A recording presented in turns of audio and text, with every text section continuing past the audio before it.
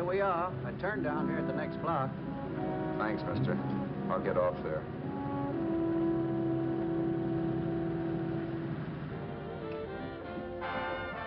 Want anything else? No. Hey, you.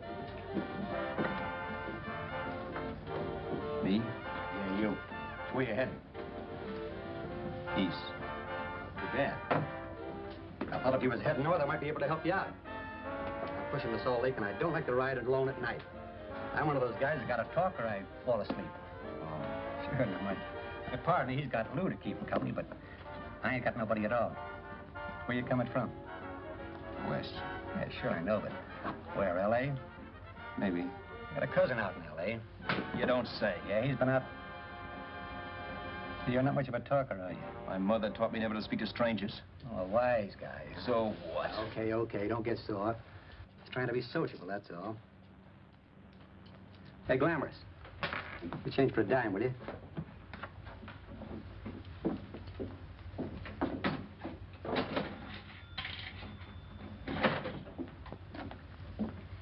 Let's have something quieter this time, Joe. My head's splitting. Is that what's wrong with it? Done with your coffee? No. And don't rush me, will you?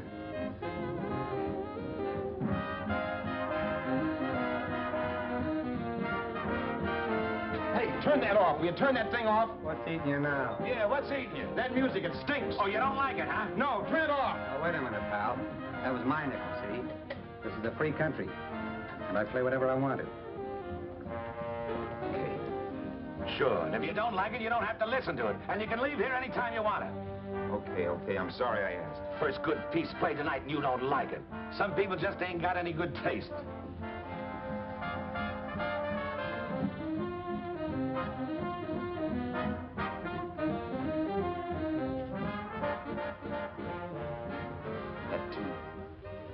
That tune. Why was there always that rotten tune? Following me around, beating in my head, never letting up. Did you ever want to forget anything? Did you ever want to cut away a piece of your memory or blot it out? You can't, you know. No matter how hard you try. You can change the scenery. But sooner or later, you'll get a whiff of perfume or somebody will say a certain phrase or maybe hum something. Then you're licked again. I can't believe that you're in love with me. I used to love that song once. So did the customers back in the old Break of Dawn Club in New York. I can't remember a night when I didn't get at least 3 requests for it. Sue, she was always selling it too. Those were the days.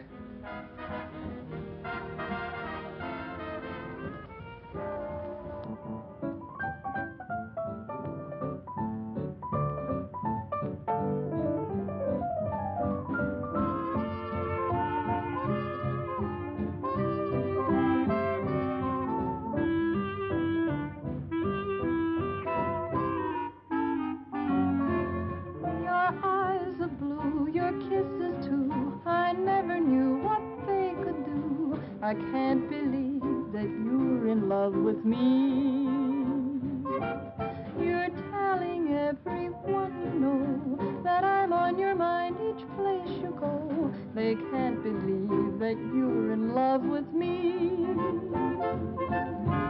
I have always placed you far above me. I just can't imagine that you love me. And after all is said and done, to think that I'm the lucky one, I can't believe that you're in love with me.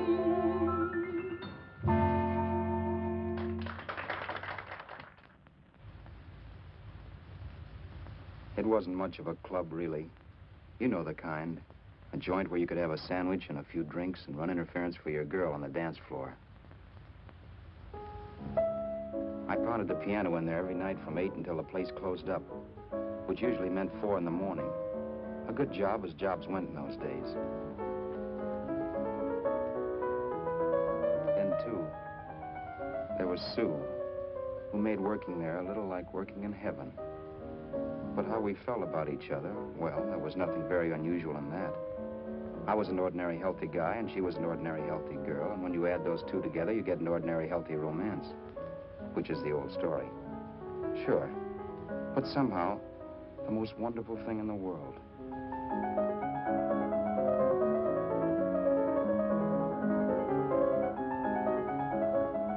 All in all, I was a pretty lucky guy.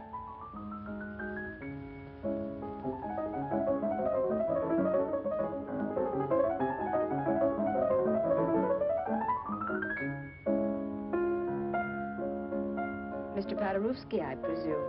It's beautiful. You're going to make Carnegie Hall yet, Al? Yeah, as a janitor. I'll make my debut in the basement. I don't blame you for being bitter, darling, but you mustn't give up hope. Why, someday... Yeah, someday. If I don't get arthritis first. In the meantime, let's blow this trap.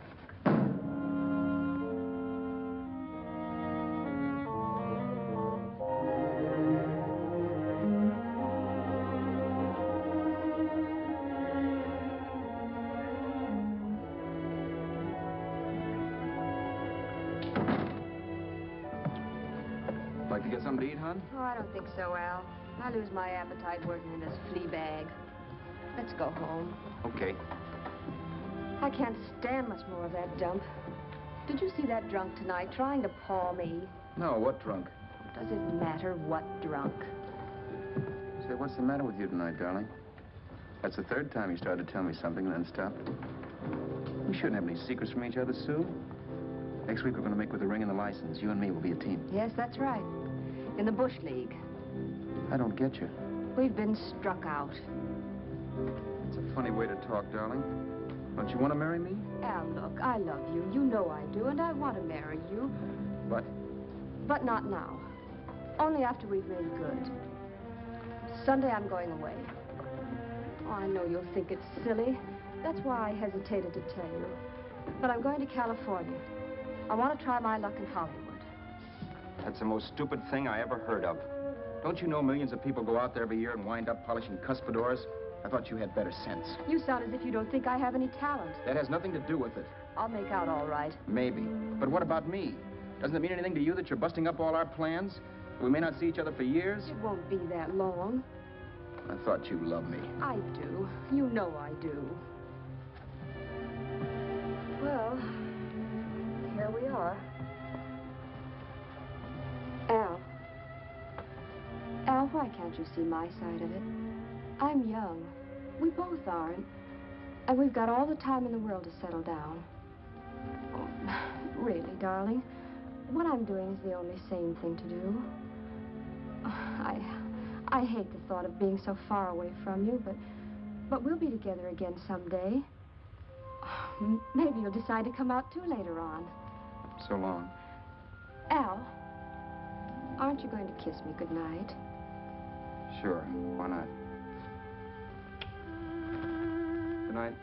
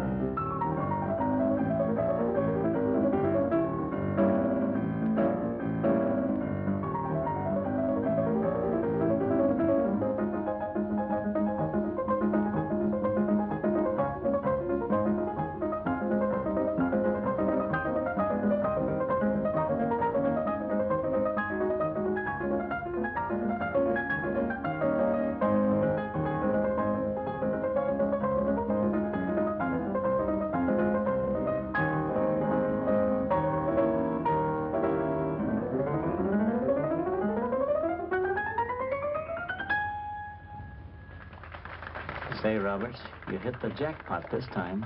$10. Thanks.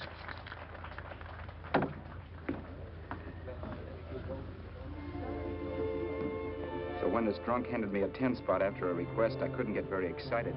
What was it, I asked myself? A piece of paper crawling with germs. It couldn't buy anything I wanted.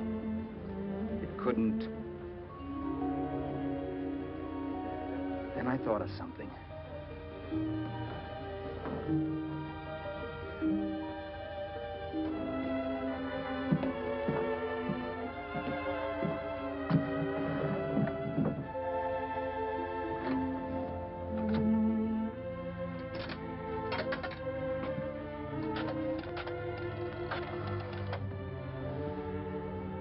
Long distance.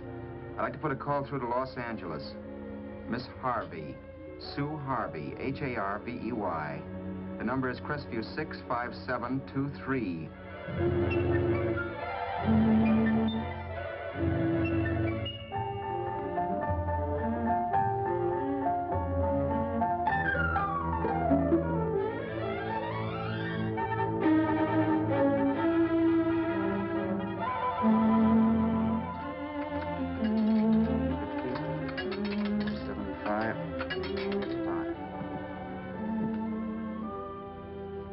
Hello, Sue? This is Al. Oh, baby, it's great to hear from you, too. What's that? You do? Oh, me too, darling. I thought I'd go batty without you. I just had to... Huh? You're working as a hashlinger? Gee, honey, that's tough. Those guys out in Hollywood don't know the real thing when it's right in front of them. You just stick it out, Sue, baby. Keep going around to those casting offices. I'm sure you'll click. Look, I'll tell you what. You stay put out there, I'll come to you. No, don't try to stop me. Just expect me. Train? Who knows? Train, plane, bus, magic carpet. I'll be there if I have to crawl. If I have to travel by pogo stick. And then, let's get married right away, huh? That's the stuff. That's what I've been wanting to hear you say. Well, goodbye for now. I'll be seeing you soon. Yeah. Bye. The only way I could cross country was to thumb rides. For even after hawking everything, I only had enough money to eat.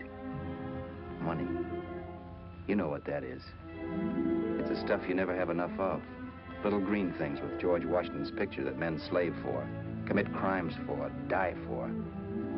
It's the stuff that has caused more trouble in the world than anything else we ever invented. Simply because there's too little of it. At least I had too little of it. So it was me for the thumb.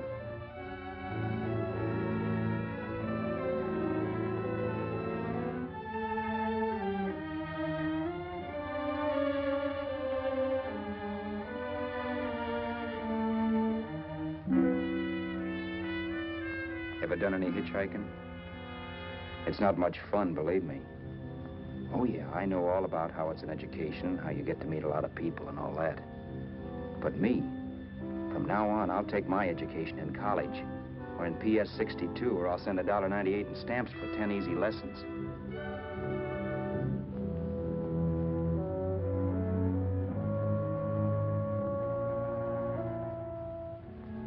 Thumbing rides may save you bus fare, but it's dangerous. You never know what's in store for you when you hear the squeal of brakes. If only I had known what I was getting into that day in Arizona. Here, throw that in the back seat. Okay, let's go. Make sure that door's closed.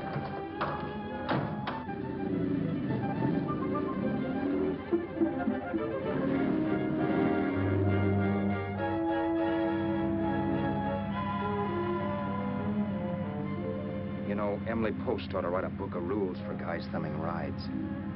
Because as it is now, you never know what's right and what's wrong. We rode along for a little while, neither one of us saying anything. I was glad of that. I never know what to say to strange people driving cars. Then, too, you can never tell if a guy wants to talk. A lot of rides have been cut short because of a big mouth. So I kept my mouth shut until he started opening up. Hand me that little box, the compartment, will you, pal? Hold the wheel, will you?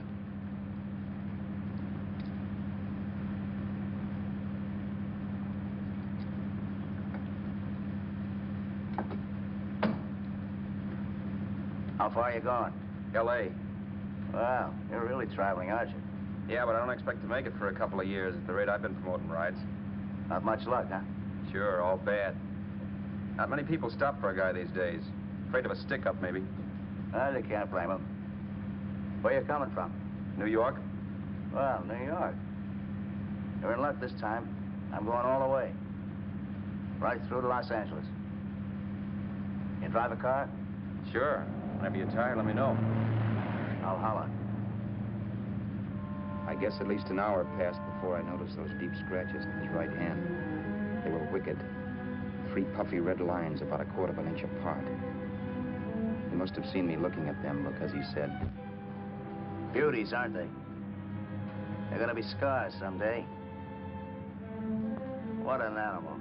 Whatever it was, it must have been pretty big and vicious to have done that. Right on both counts, New York. I was tussling with the most dangerous animal in the world. A woman. She must have been Tarzan's mate. Looks like you lost the bout. Certainly wasn't a draw. You know, there ought to be a law against dames with claws. Yeah. I tossed her out of the car in her ear. Was I wrong? Give a lift to a tomato, you expect her to be nice, don't you? Yeah. After all, what kind of dame some rides? Sunday school teachers? Yeah. A little witch. She must have thought she was riding with some fall guy. And me, who's been booking horses around racetracks since I was 20. I've known a million dames like her. 2 million. Yeah. Stopped the car, opened the door. Take it on the Arthur Duffy sister, I told her. That's the stuff. As I was done, huh? But if you want to see a real scar, brother, get a load of this. Wow. I got that one dueling. Dueling? Yeah, we're just kidding, of course. My dad owned a couple of Franco-Prussian sabers. Kept them on the wall for decorations. Well, one day, the kid and I took them down when the old man wasn't around. Had a duel. He got me in the arm here. Pretty mean cut. Infection set in later. Yeah, I can see that. Now, give me that box again, will you? Yeah.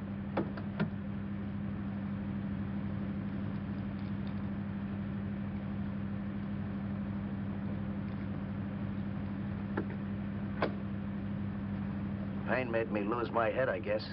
I began slashing. Before I knew it, I'd put the other kid's eye out. That was tough. Well, it was just an accident, of course. But you know how kids are. I got scared, decided I was going to run away from home. Old man almost caught me when I was packing my duds. The bloody rag I had wrapped around my wrist hadn't caught his attention. You've seen the bundle for sure. But I beat it when he was phoning for a doctor. That was 15, 16 years ago. I haven't been home since. Pull in there for a bite or something, huh? a bite or something. Brother, was I hungry. I hadn't had anything in my stomach for hours. Yet even with that gnawing in the pit of my belly, I didn't want to be in too big a rush to put on the feed bag. First, I had to make sure this guy knew the score. If I got him down on me, goodbye ticket to Hollywood. I'll wait out here for you, mister. If it's the money, don't worry about paying for it. This time it's on me. Well, that's what... Haskell, think nothing of it. You make your first million, maybe you can do the same for me. Come on, New York. I gotta make the West Coast by Wednesday. There's a horse running at Santa Anita named Pirate Bicycle. Means to order me if I'm on him. We'll make it all right. He did most of the talking during the half hour we were in the place. I ate. He rambled on about his old man, whom he hadn't heard from since he ran away as a kid. Now he happened to become a bookie. And then all about how he got rooked in Miami. One race, 38 grand. They cleaned out my book. How do you like that? That was tough luck. Yeah, and I'm supposed to be the smart guy. Well, you just wait. I'm going back to Florida next season with all kinds of jack. And you watch those stinkers run for cover. Want anything else? No, thanks. I've had plenty.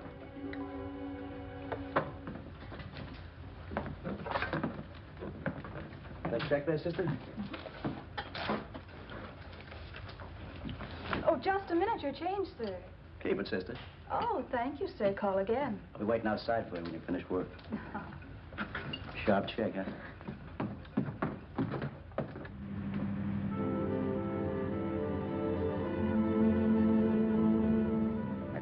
that night while Haskell slept like a log. After a while, I began to get sleepy myself. I was happy, though. Soon I'd be with Sue again. The long trip was practically over, and there'd be no more hoofing it down the concrete.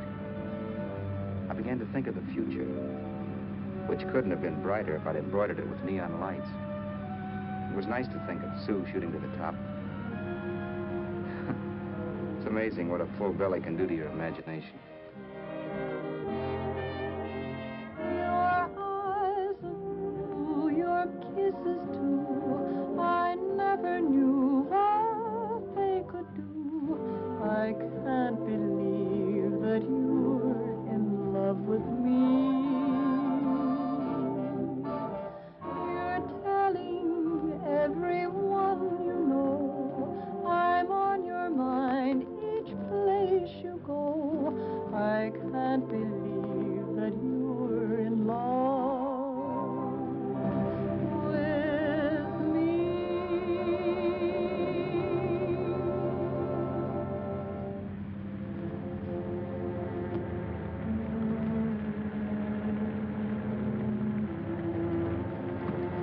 Mr. Haskell? Mr. Haskell? Mr. Haskell, wake up. It's raining. Don't you think we ought to stop and put up the top?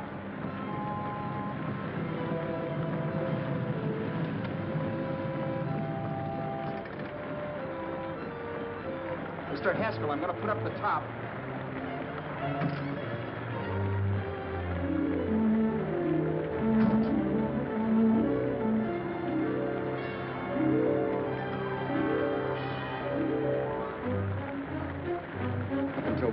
Things my way.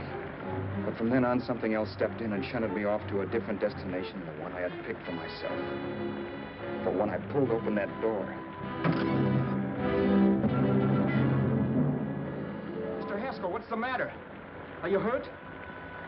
Are you hurt, Mr. Haskell? Start your sermon. I'll listen to it. But I know what you're going to hand me even before you open your mouths. You're going to tell me you don't believe my story of how Haskell died and give me that don't make me laugh expression on your smug faces. I saw at once he was dead, and I was in for it. Who would believe he fell out of the car? Why, if Haskell came too, which of course he couldn't, even he would swear I conked him over the head for his dough. Yes, I was in for it. Instinct told me to run, but then I realized it was hopeless. There were lots of people back down the road who could identify me. That gas station guy and the waitress. I would be in a worse spot then, trying to explain why I beat it. The next possibility was to sit tight and tell the truth when the cops came. But that would be crazy. They'd laugh at the truth. And I'd have my head in the noose. So what else was there to do but hide the body and get away in the car? I couldn't leave the car there with him in the gully. That would be like erecting a tombstone.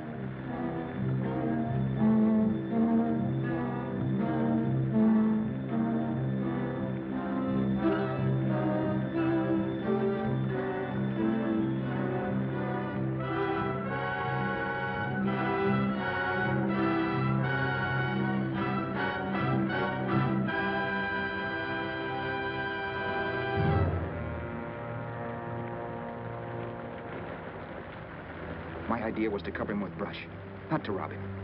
But then I remembered that even if I only drove the car for 100 miles or so, I would need money for gas. Besides, it was stupid of me to leave all that money on a dead man. Not only that, I'd have to take his driver's license in case I was stopped for something. I didn't like to think about it, but by that time I'd done just what the police would say I did, even if I didn't. My clothes. The owner of such an expensive car would never be wearing them. Some cop might pull me in on suspicion.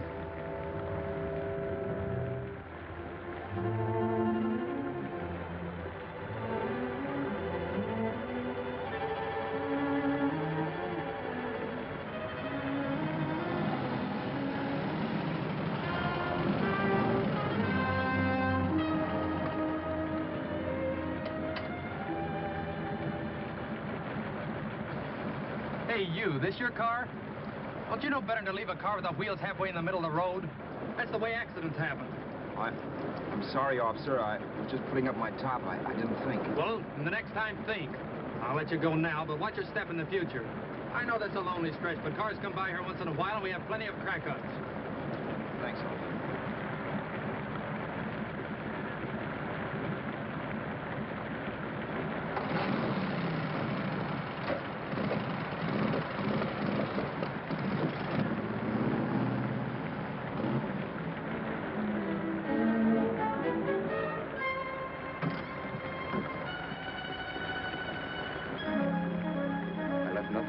could give me away as Roberts. If they found a dead man in the gully now, it would be me.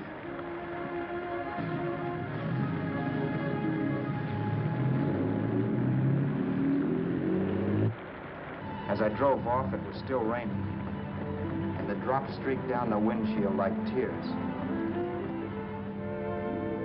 I kept imagining I was being followed and that I could hear sirens back in the distance. Just how long it took me to cover the 60-odd miles to the California state line, I don't know. I lost all track of time. But the rain had stopped and the sun was up when I pulled up to the inspection station. Hello? Carrying any fruits or vegetables? No. Any livestock or poultry? No. I'd like to see your registration and driver's license, please. Anything in the baggage compartment? Just baggage. Charles Haskell, Jr., age 30, brown eyes, dark hair. Identifying marks, none. Are you Charles Haskell, Jr.? Yes. Well, remember, if you're employed and you stay over 30 days, you take out California plates. All right, officer, but I'll only be in the state a short while. Right, you can go now.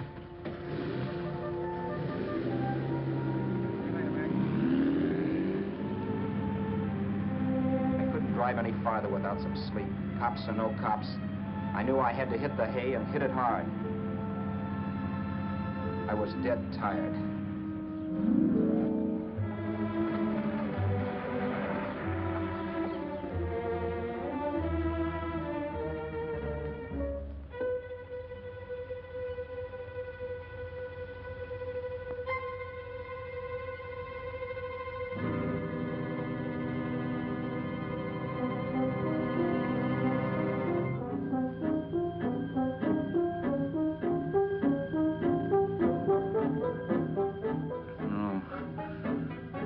Mr. Haskell. No.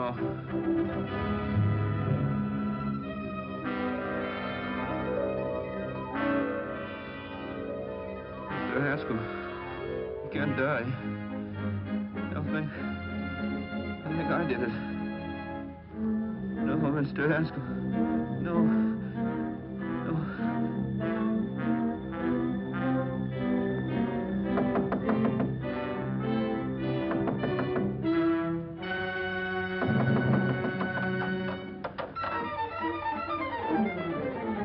Who's there? It's the maid. Can I come in and clean? Later.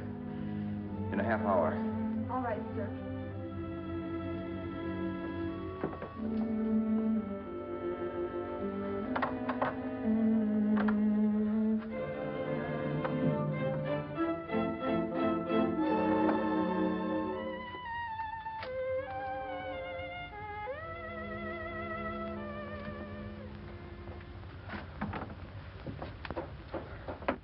There was no time to lose.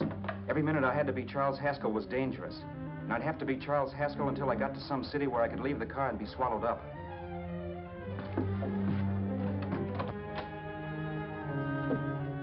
That meant driving the car as far as San Bernardino, maybe even to Los Angeles.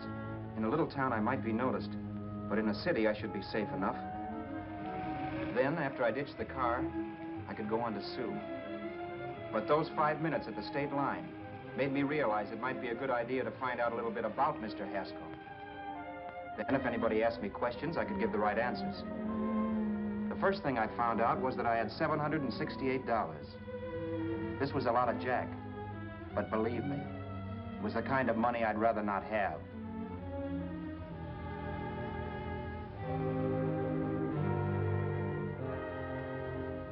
And then I found out from a letter Haskell was carting around in his bag that he wasn't the open-handed, easygoing big shot who went around buying dinners for strange hitchhikers.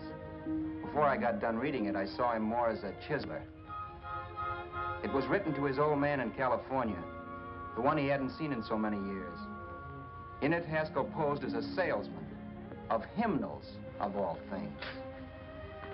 It was easy to see where Haskell expected to raise a new stake for his book in Miami by rooking his old man.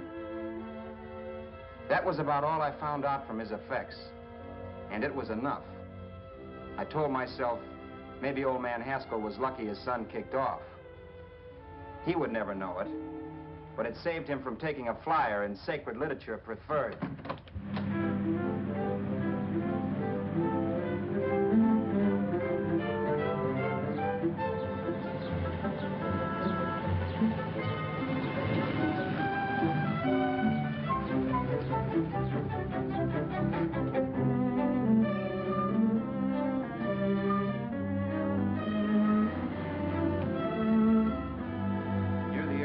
Desert Center, I pulled up for water.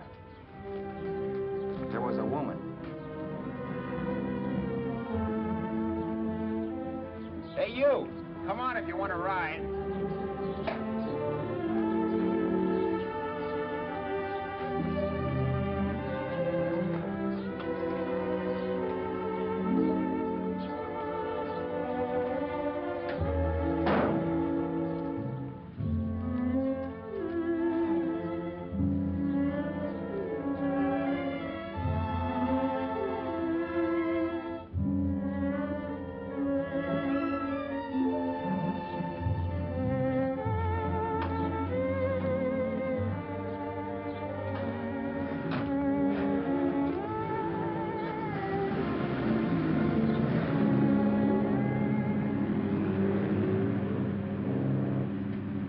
How far are you going?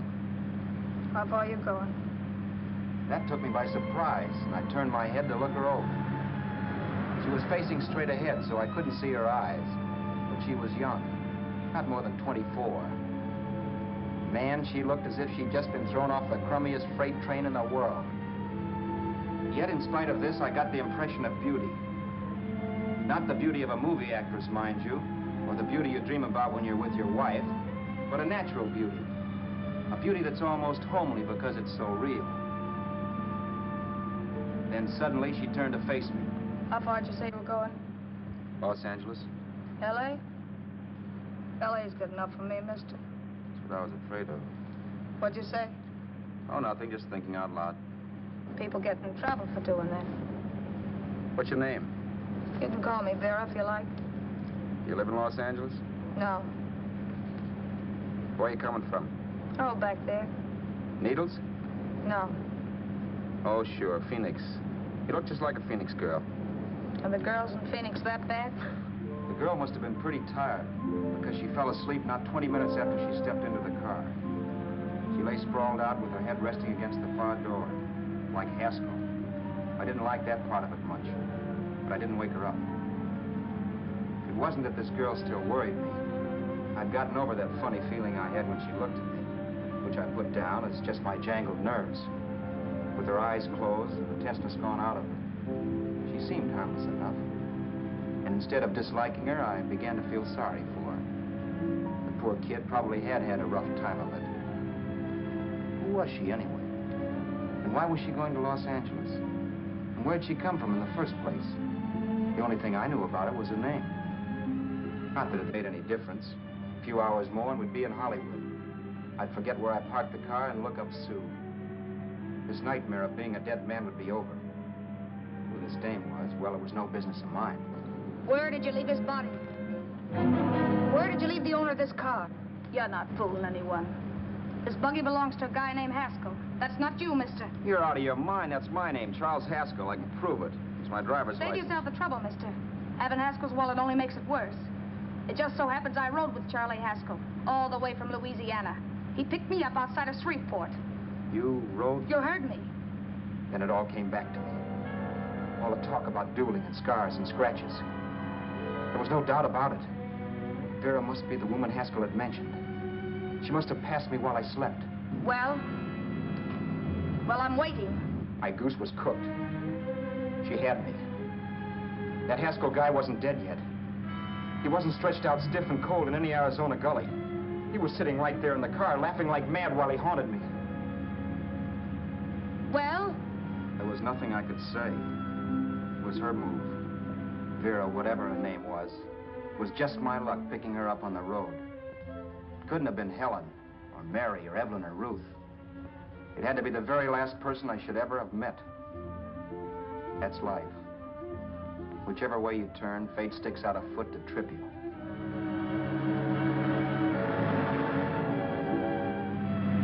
I told her everything everything, but she didn't believe my story. I should have saved my breath. That's the greatest cock and bull story I ever heard. So he fell out of his car. Say, who do you think you're talking to, a hick? Listen, mister, I've been around, and I know a wrong guy when I see one. What'd you do, kiss him with a wrench? Now, wait a minute. What I told you was true. You see, that's why I had to do it. You think I killed him? Well, the cops would have thought so, too. Yeah, well, maybe they still think so. What makes you so sure I'll shut up about this? Vera, I'm innocent. Give me a break, will you? It won't do me any good having you pinched. The cops are no friends of mine. Now, if there was a reward, but there isn't. Thanks. Don't thank me yet. I'm not through with you by a long shot. Let's see that roll.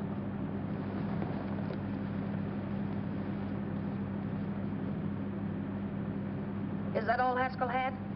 Isn't it enough? No, I thought he had more. Not that I know of. You can search me if you think I'm holding out on you. Well, maybe I will at that.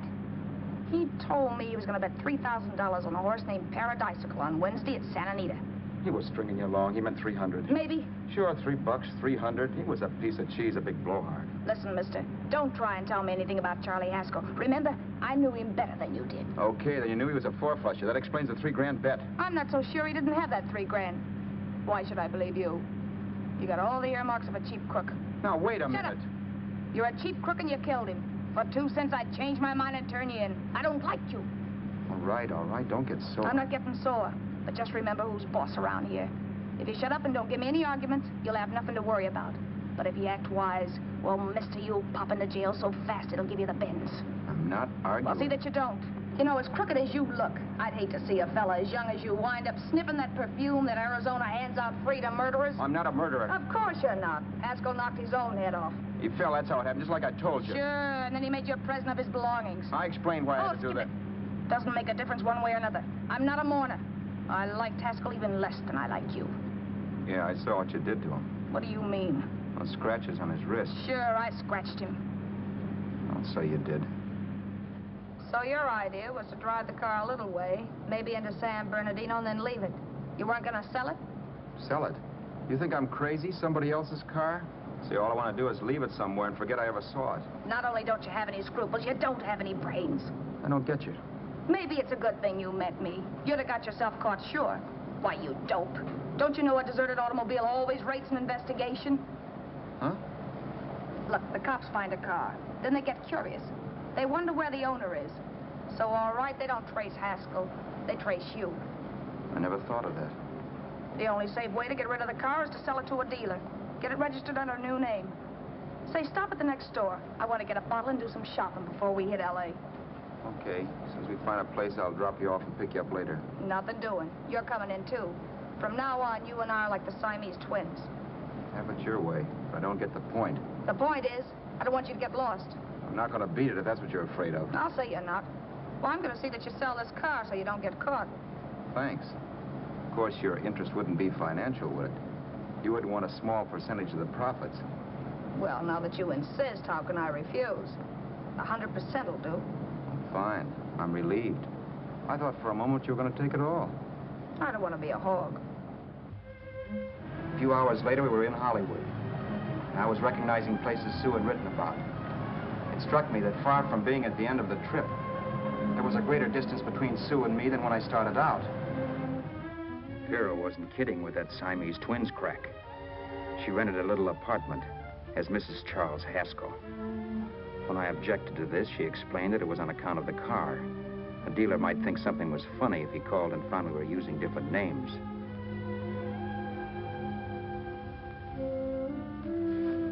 Home, sweet home. Yeah. Not bad, either.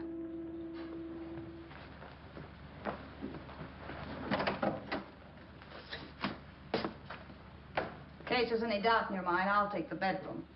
Yeah. Sure is stuffy in here.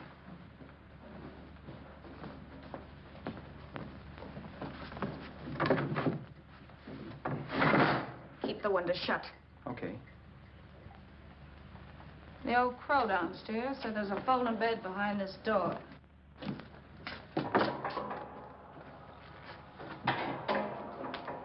You know how to work it?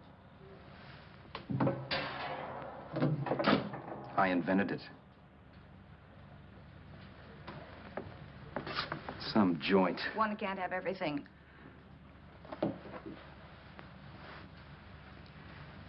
I'm first in the bathtub.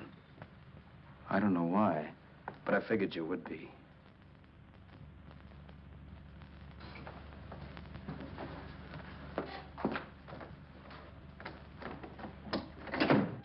Boy, oh boy. It sure feels good to be clean again. I must be 10 pounds lighter. You must be. Well, hitching rides isn't exactly the way you keep your schoolgirl complexion. I wish that guy with the sacks would give up. Gets on my nerves. Forget it. Have a drink. Aren't you afraid I might take you up on it? If I didn't want to give you a drink, I wouldn't have offered it. Why be a sorehead, Roberts? You got yourself into this thing. You should be grateful I'm not turning you in. Why, if I wasn't regular, you'd be in the pen this minute, being photographed, fingerprinted, and being pushed around by the cops. So cheer up. Get rid of that long puss. Or is your conscience bothering you?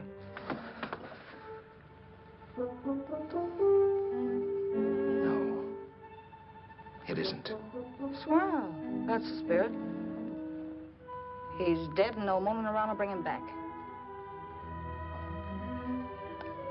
Anyway, I never could understand this worrying about something that's over and done with. Now look, Vera, for the last time I didn't kill him.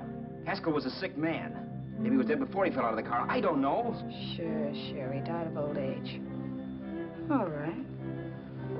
So if it'll make you sociable, you didn't kill him.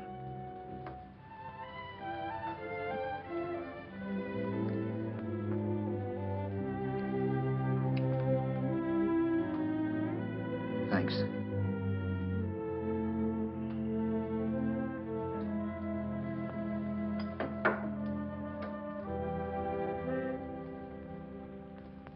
We're out of liquor, Roberts. Yeah.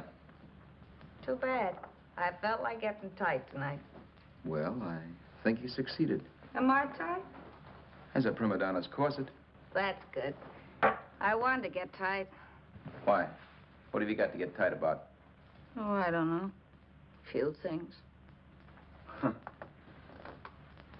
You should have my worries. If I had your troubles, I'd stay sober. And I've got the key to that door. Yeah. Maybe you're right. I'm always right. You know, I don't like your attitude, Roberts. Well, there's a lot of things I don't like. Sure. But life's like a ball game. You gotta take a swing at whatever comes along before you wake up and find it's a ninth inning. You read that somewhere. That's the truth, Roberts. All you do is bellyache. Taking it easy and, well, trying to make the best of things. But maybe that's what's wrong with the whole world. Get the professor. People knock themselves out trying to buck fate. Now, take you, for instance. You're lucky to be alive. Why, suppose Haskell had put open your door. You'd be playing a harp now. Think of that. You think of it. I'm tired of thinking. There's plenty of people dying this minute. I would give anything to trade places with you. I know what I'm talking about. I'm not so sure. At least they know they're done for. They don't have to sweat blood wondering if they are. Your philosophy stinks, pal. We all know we're going to kick off someday. It's only a question of when. But what got us on this subject anyway? We'll be discussing politics next. Yeah. Where'd you hide the butts? On the table, sucker.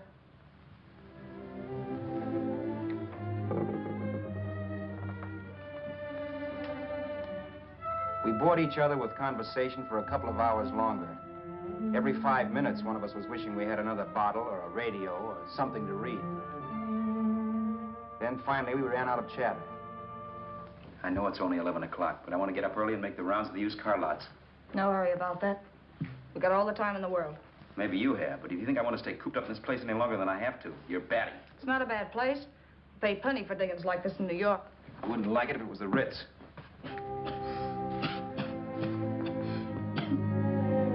rotten liquor. You got a mean cough. Ought to do something about it. I'll be all right. That's what Camille said. Who? Nobody you know. Wasn't that the dame that died of consumption? Yeah.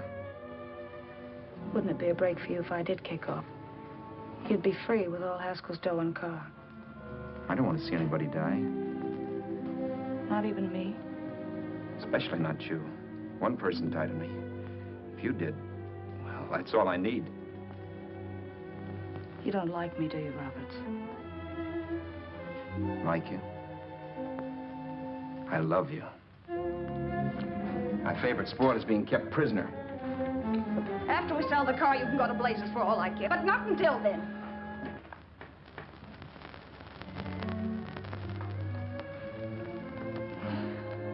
I'm going to bed.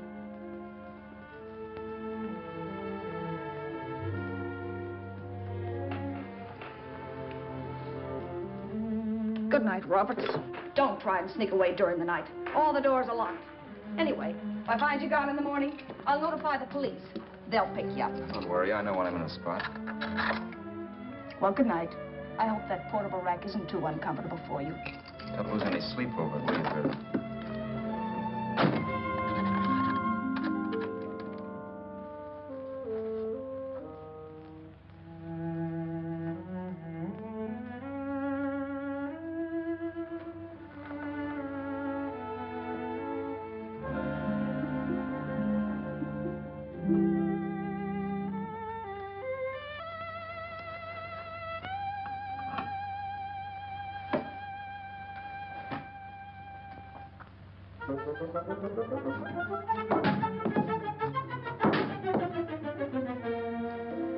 Crestview. 6, 5, 7, 2, 3. Hello? Hello? Hello? Hello?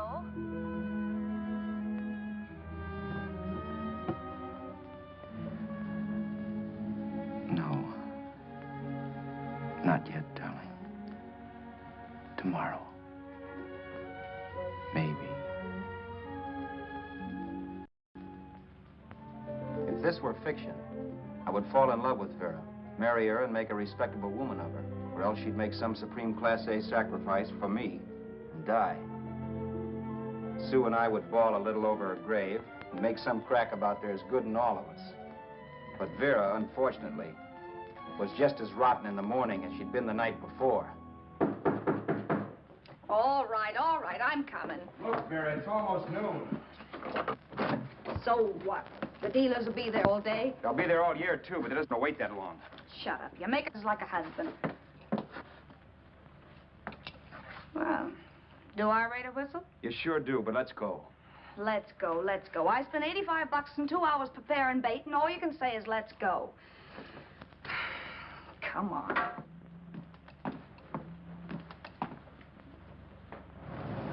We passed a few used car lots last night down this way.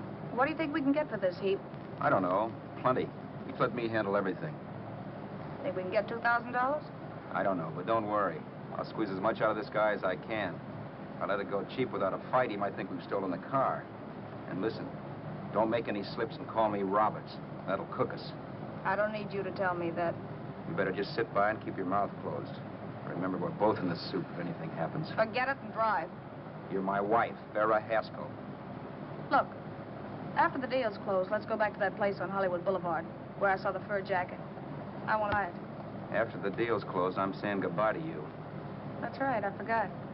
I guess I'm getting kind of used to you. Well, that's a habit you could start breaking. Let's try this place in the middle of the block.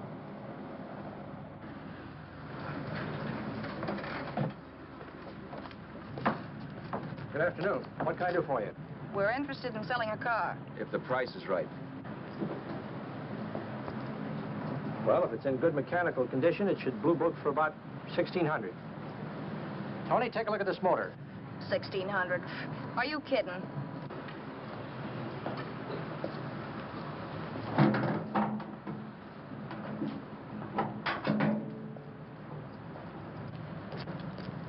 Well, maybe 1850. Before I let it go for 1850, I'll wreck it and collect the insurance first.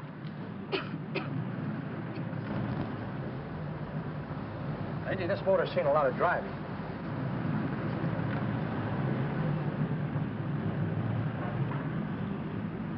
While the mechanic inspected the car, we haggled.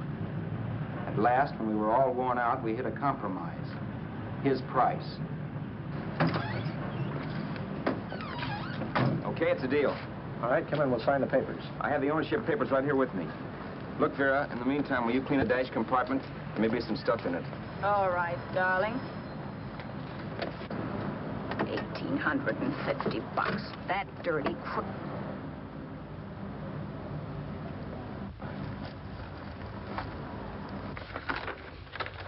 In New York, huh? Yeah. But you bought the car in Miami. Yeah. Well, now let's see about the insurance. We can either have it transferred or canceled. What kind of insurance do you have, Mr. Haskell? Well, aren't all the papers there? I don't see any. Surely you know what type of insurance you carry in the car. The name of the company? Yeah, but, Well, if you'll just tell me the name of the company, I'd be very glad to take care of all the details. well, Did you sign the papers yet? not yet. Well, don't. We're not selling the car. Well, wait a minute, Mrs. Haskell. Come on, darling. What's the matter? You changed your mind? Yes, I'm sorry. I guess I have. But, Vera... Let's go.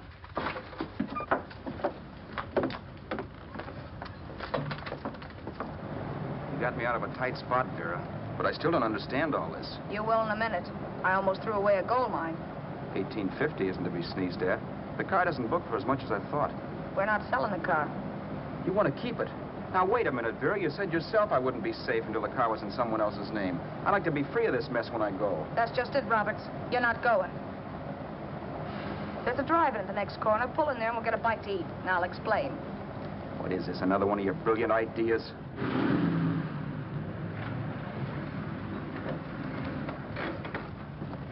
Oh, I take your order? Make mine a ham sandwich and coffee. And for you, sir? Oh, I don't care. The same. Thank you.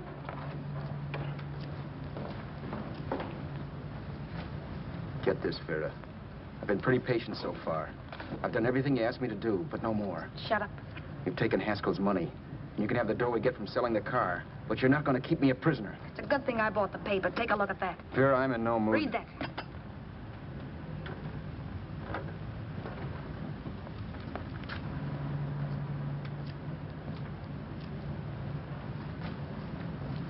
No.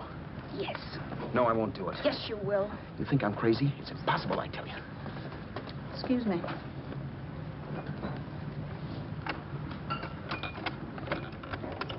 Blow the horn when you're through. No one could possibly get away with an act like that. It'd be wise to me in a minute. Don't be yellow. You look enough like him. The same coloring and the same build. See how his clothes fit you? No kidding, you almost had me fooled for a while. Oh, grow up, Vera. Don't you think a father knows his own son? And there must be other relatives. The father won't have to know you. We'll wait till he gives up the ghost. He's an old geezer and he won't pull through. And as far as other relatives are concerned, they haven't seen you in 15 or 20 years. Eat. I'm not hungry. And I won't do it. It's not as tough as it sounds. Remember, you've got all kinds of identification. His car, letters, license. I could never get away with it. It's the stupidest thing I've ever heard. The old boy has scads of dough. Look in the paper there. Personal fortune assessed at over $15 million. He'll leave plenty, I tell you. Maybe he cut off his son. How do we know? It's out, Vera. I won't have anything to do with it. I think you will. Look, Vera, I'll do anything within reason. But not that. So forget it. Find yourself another stooge. You sap. You'll be fixed for the rest of your life as Charlie Haskell. You can take your inheritance and go away. No more worrying about the rent, no sweating, scheming, wondering where your next meal's coming from. Think about that, Roberts. Vera, please, you're talking too loud. On this, I'm splitting 50-50 with you. Sure, why not? We're both alike, both born in the same gutter. Now, take it easy, Vera. There's people around here. You don't know what you're talking about. We'll wait till we read that old man Haskell's dead. Then you show up. Like you read in New York that he was sick. No. Suppose he doesn't die. He will. I know he will. Something tells me. But as much as I insisted I would have no part of her scheme, Vera was taking it for granted I would. Neither of us had our mind on the cards as we played that night. I knew we were just trying to kill time between newspaper editions. This was a death watch for Vera. Maybe it was for me, too. Don't you realize if I'm caught, they'll want to know where I got the car and stuff, and they'll have me on a murder charge. If you're smart, you won't get caught. Try not for 7. And if I'm caught, don't you realize you'll be out, too? 18 points, that gives me 30. How will I be out? You'll be out $1,850 we would have gotten on the car. Really, Vera, you'd be an awful chump if you threw away all that dough on a dizzy long shot. Let me sell the bus tomorrow. With the money it'll bring and what you've already got, a clever kid like you can run it up in no time. Then we'd both be in the clear. I'll be in the clear anyway. Maybe. Maybe. But if I got caught, I'd get good and sore at you, you know. You mean you'd squeal? Well, no, not squeal exactly. Never mind what you meant. Even if you did tell the cops I was in on it with you, what could they do to me? They might give me the same medicine they gave you. Yeah. A rope. But I'm on my way now. All I'll be doing will be rushing it. All right. But think of the $1,850 you'd lose. You'd kick yourself along the block if it let get away from you. I'll take the chance. Want another drink? You're being a goon. That's the way people wind up behind the 8 ball. Once they get a few dollars, they become greedy and want more. My. Caesar. Who? You know that Roman general? He got his for being greedy. He wasn't satisfied, so the final wind-up was he took the count. A couple of days ago, you didn't have a dime. Why, you were so broke you couldn't pay cash for a postage stamp. Now you've got almost $700 with $1,850 in the offing. Take my advice. Don't try for more. I'm tired of this game. Let's have some blackjack. Play solitaire. Okay, I will if that's the way you feel about it. That's the way I feel about it. Getting sore and throwing things won't help much, Roberts. I'm really doing you a favor. I help you out of a jam by keeping my mouth shut. I show you how to make some soft money. And what thanks do I get? Thanks. Sure. Or would you rather call the cops and tell them you killed the man and stole his money? I didn't kill anybody. Yes, you did. No, I didn't. You know I didn't. All right, then. Suppose I call the cops. If you're innocent, what do you got to be scared of? Okay. Call them, you mutt. Go ahead and call them, see if I care. At least they'll give me a square deal. You want me to call them? You heard me. But I'm warning you. If I'm pinched, I'll swear you were in on it. I'll say that you helped me. If I fry, I'll get even with you. You wouldn't dare. You didn't. Yeah? Then try it and see. Call them. Yeah. Okay, I will.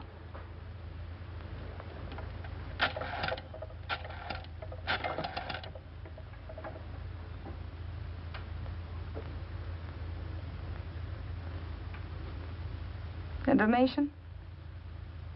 I want the number of the Hollywood police station. Okay, I got it. Thanks.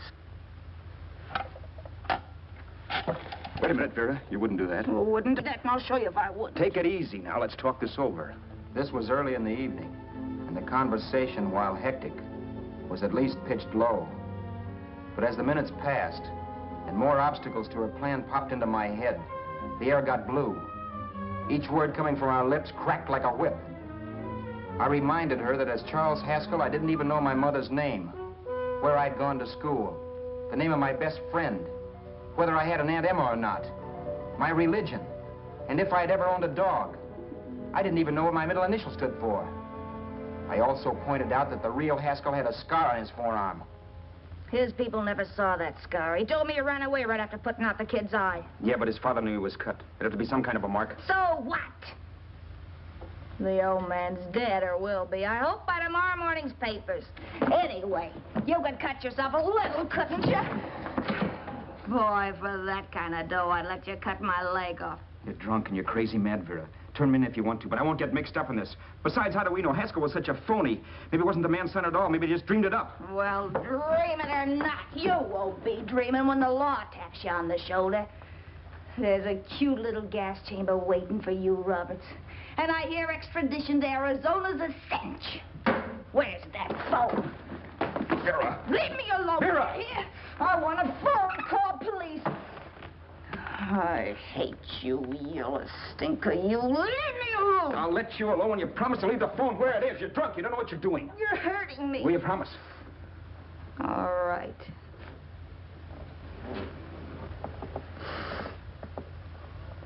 You hurt me. I'm sorry, but... And it's hot in here. Open up a window. It's not hot. Don't tell me. Now, do you do it or do I do it? You're no gentleman, see? Yeah. All right. I'll open up the window.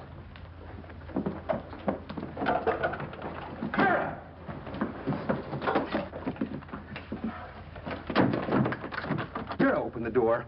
Please open the door. Vera, open the door. Don't use the phone. Listen to me. I don't like you, Roberts. You're no gentleman, see? You hurt my hand, and I'm going to get even with you. If you don't open the door, I'm going to kick it down, Vera. Vera, don't call the cops. Listen to me. I'll do anything you say. Vera, let me in. I'll break the phone.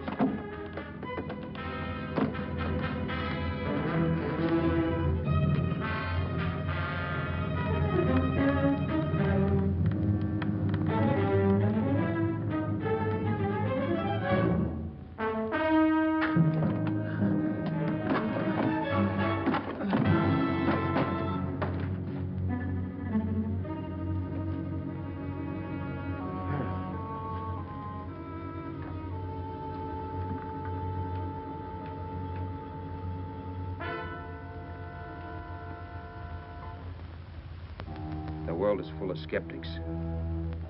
I know. I'm one myself. In the Haskell business, how many of you would believe he fell out of the car? And now, after killing Vera without really meaning to do it, how many of you would believe it wasn't premeditated? In a jury room, every last man of you would go down shouting that she had me over a barrel and my only out was force. The room was still. So quiet that for a while I wondered if I had suddenly gone deaf. It was pure fear, of course. And I was hysterical, but without making a sound. Vera was dead, and I was her murderer. Murderer? What an awful word that is. But I'd become one. I'd better not get caught. What evidence there was around the place had to be destroyed. And from the looks of things, there was plenty. Looking around the room at things we'd bought was like looking into the faces of 100 people who'd seen us together and who remembered me. This was the kind of testimony I couldn't rub out. No. I could burn clothes and hide bottles for the next 5 years. There'd always be witnesses. The landlady, for one. She could identify me. The car dealer, the waitress in the drive-in, the girl in the dress shop, and that guy in the liquor store. They could all identify me. I was cooked. Done for. I had to get out of there. While once I'd remained beside a dead body, planning carefully how to avoid being accused of killing him, this time I couldn't. This time I was guilty. I knew it. Felt it. I was like a guy suffering from shock. Things were whirling around in my head. I couldn't make myself think right. All I could think of was the guy with the saxophone and what he was playing. It wasn't a love song anymore. It was a dirge.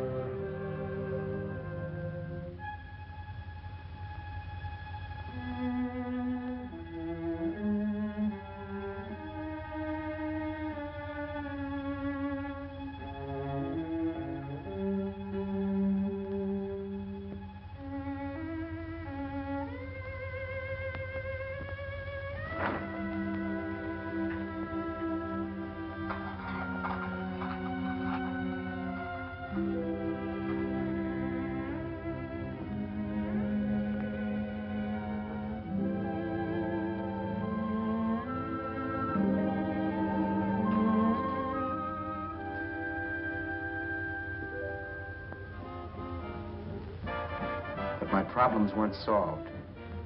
I had to stay away from New York for all time because Al Roberts was listed as dead and had to stay dead. And I could never go back to Hollywood. Someone might recognize me as Haskell. Then, too, there was Sue. I could never go to her with a thing like this hanging over my head. All I could do was pray she'd be happy.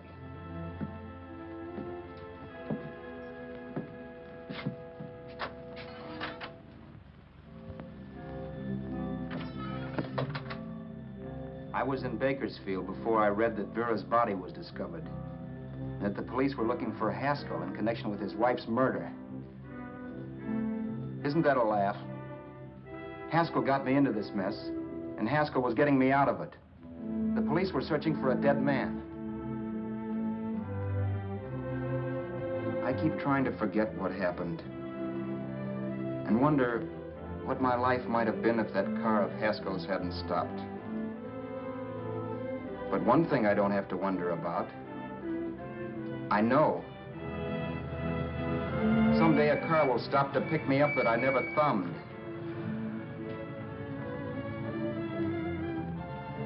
Yes. Fate, or some mysterious force, can put the finger on you or me for no good reason at all.